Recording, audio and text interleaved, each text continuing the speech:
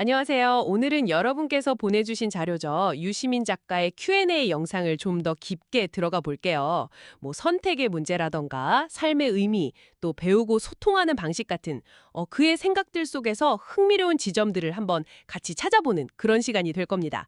바로 시작해 볼까요? 네, 안녕하세요. 이 영상이 참 유저가의 개인적인 어떤 철학 또 경험 같은 게 잘 녹아있는 내용인데요. 특히 그 복잡한 질문들에 대해서 어떤 시각으로 접근하는지 그 방식 자체를 좀 살펴보는 게 이번 탐구의 핵심인 것 같습니다. 네, 그럼 첫 번째로 그 선택의 순간에 대한 이야기부터 해볼까요? 작가는 마음이 가는 쪽, 네, 그러니까 자신이 더 자부심을 느낄 수 있는 선택을 하라고 조언하잖아요. 근데 또 동시에 이게 모두에게 해당되는 건 아니다, 이렇게 딱 선을 긋더라고요. 그렇죠. 여기서 아주 인상적인 비유가 나오죠. 바로 헬멧과 무릎 보호대.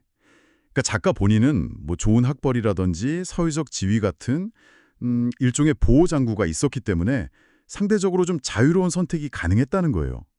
하지만 모두가 같은 상황은 아니거든요. 그래서 이상적인 선택, A가 좀 버겁다 싶을 때는 현실적인 대안, B도 괜찮다는 거. 그리고 그 선택의 평가는 결국 오롯이 자신만이 내릴 수 있다. 이 점을 강조하는 거죠. 아, 그 헬멧과 무릎 보호대 비유가 상당히 현실적인 조언이긴 한데요. 근데 혹시 이게 뭐랄까 스스로의 가능성을 좀 제한하게 만드는 변명 그런 게 될 위험은 없을까요? 근데 작가가 말하려는 핵심은 아마도 다른 사람의 선택을 외부의 어떤 규범적 도덕적 잣대로 너무 쉽게 판단하지 말자. 여기에 있는 것 같아요. 각자가 가진 보호장구 상태가 다르니까요. 그걸 좀 고려해야 한다. 결국 선택은 자기 책임 안에서 하는 거다. 뭐 이런 맥락 아닐까요? 네, 그렇군요. 자, 선택 다음은 삶의 의미에 대한 이야기로 넘어가 보죠. 현재 작가에게 가장 큰 의미를 주는 건 좀 의외였는데 책 읽고 글 쓰는 그 조용한 시간 그 자체라고 합니다. 뭐 대단한 성취 이런 것보다는 파주 작업실 정리하고 집 근처 작은 방에서 보내는 그런 일상, 또 아내분하고 소소하게 유럽 도시기행 다니는 그런 과정들, 여기서 의미를 찾으신다는 거죠. 네, 맞아요. 결과보다는 훨씬 더 집중하는 모습이 보여요. 책이 뭐 영원히 남을 거다 이런 기대보다는 지금 현재를 같이 살아가는 사람들과 뭔가 교감하는 그 행위 자체를 중요하게 여기는 거죠. 스스로를 운이 좋은 사람이라고 여기는 태도하고도 연결이 되는 것 같고요. 사실 결과 중심 사회에서 이런 태도를 유지하기가 쉽진 않을 텐데요. 여러분은 어떠신가요? 삶의 의미를 주로 결과에서 찾으시는 편인가요? 아니면 과정 속에서 발견하시나요? 이런 태도가 배우는 방식, 학습에 대한 생각으로도 자연스럽게 이어지는 것 같아요. 원래 문과 출신인데 나는 누구인가 이 아주 근본적인 질문 때문에 과학 공부를 시작하셨다고 하죠. 인간이 결국 물질이라는 사실을 깨닫고 나서는 과학 지식이 인간 이해에 정말 필수적이구나 이걸 느꼈다고 하고요.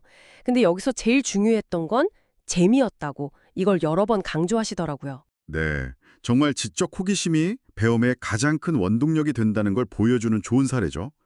독서 습관에 대해서도 비슷한 맥락으로 이야기해요. 물론 어릴 적 환경, 뭐 책 읽는 부모님이나 집에 책이 많았던 영향도 있겠지만 결국 가장 중요한 건 재미라는 겁니다.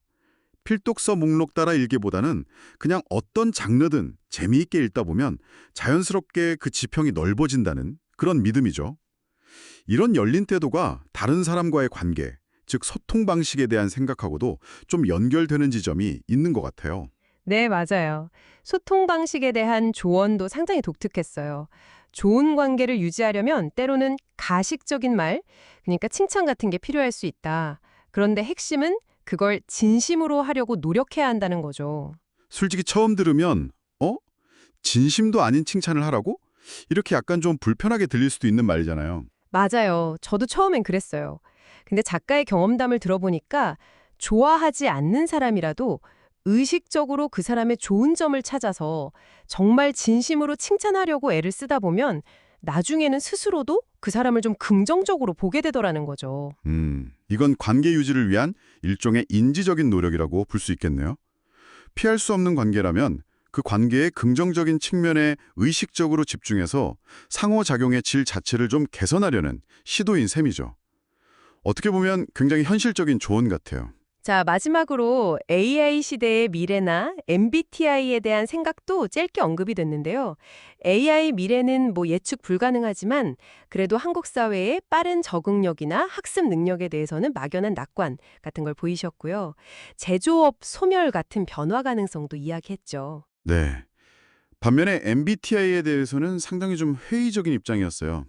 사람을 어떤 유형으로 나누려는 시도 자체는 이해하는데 그 유형이 행동의 원인이 된다는 식의 논리, 즉 저 사람은 이 유형이니까 저렇게 행동해 같은 뭐랄까 동어반복이죠? 같은 말을 그냥 되풀이하면서 진짜 원인을 설명하는 척하는 거예요. 여기는 동의하지 않더라고요. 물론 타인과 나를 이해하려는 욕구 자체는 인정하지만 MBTI를 너무 맹신하는 태도는 좀 경계해야 한다. 이런 입장이었습니다. 네, 오늘 이렇게 유시민 작가의 생각들을 쭉 따라가 보면서요. 선택, 의미, 배움, 또 관계 맺기, 여기에 대한 그의 솔직한 목소리를 들여다볼 수 있었습니다. 자신의 현실적인 조건을 인정하면서도 마음이 이끄는 길을 계속 고민하는 모습이라든지 결과보다는 과정 자체의 즐거움을 찾는 태도, 또 호기심에서 출발하는 배움, 그리고 관계 속에서 진심을 다하려는 노력 같은 것들이 참 인상 깊었네요. 네, 그렇죠. 특히 그 헬멧과 무릎 보호의 비유는 각자 자신의 선택지를 좀 현실적으로 점검하게 만드는 힘이 있는 것 같고요. 또 가식적인 말을 진심으로 하라는 조언은 관계 맺기에 대한 어떤 새로운 관점을 제시해 주는 것 같습니다. 현실적으로는 좀 버거워 보이는 선택 A가 있고요.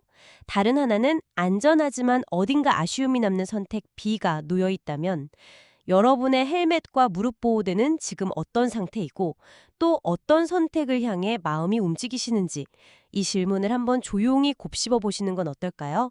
오늘 탐구는 여기서 마무리하겠습니다. 다음에 더 흥미로운 이야기로 돌아오겠습니다.